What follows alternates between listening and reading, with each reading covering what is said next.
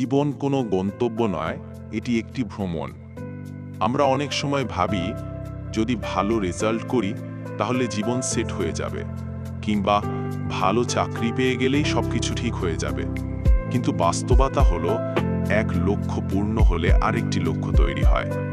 জীবনে কখনো এমন একটা মুহূর্ত আসবে না যেখানে আপনি বলতে পারবেন এবার আর কিছু করার নেই।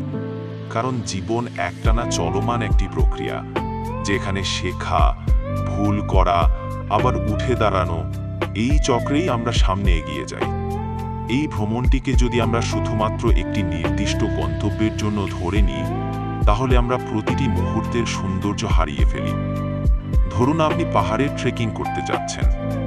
যদি আপনার লক্ষ্য শুধু শীর্ষে পৌঁছানো হয়, তাহলে আপনি পথের প্রক্রিয়া, বাতাসের ঘ্রাণ, পাখির ডাক কিংবা বন্ধুদের হাসি উপভোগ করতে পারবেন না। অথচ এসব ছোট ছোট মুহূর্তই আমাদের জীবনকে রঙিন করে তোলে। আমরা সবসময় সফলতা, টাকা পয়সা, খ্যাতি বা সামাজিক মর্যাদাকে জীবনযাত্রার গন্তব্য হিসেবে ভাবি।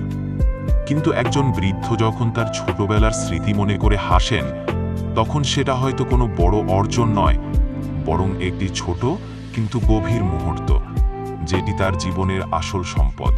জীবনে বাধা আসবেই, ব্যর্থতাও আসবে, কিন্তু আমরা যদি প্রতিটি অভিজ্ঞতাকে জীবনের অংশ হিসেবে গ্রহণ করি, তাহলেই আমরা শক্তিশালী মানুষে পরিণত হতে পারি।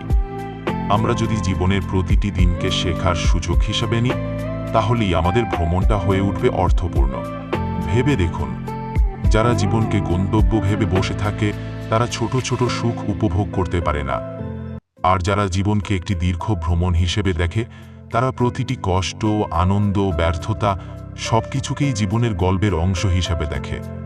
ঠিক তেমনি আমাদেরও উচিত প্রতিটি দিনকে মূল্য দেওয়া, প্রত্যেক মানুষকে সম্মান করা, প্রতিটি সুযোগকে কাজে লাগানো। শেষ কথায় বলবো, জীবন যদি সত্যি একটি ভ্রমণ হয়, তাহলে চলুন আমরা এই ভ্রমণটিকে উপভোগ করি।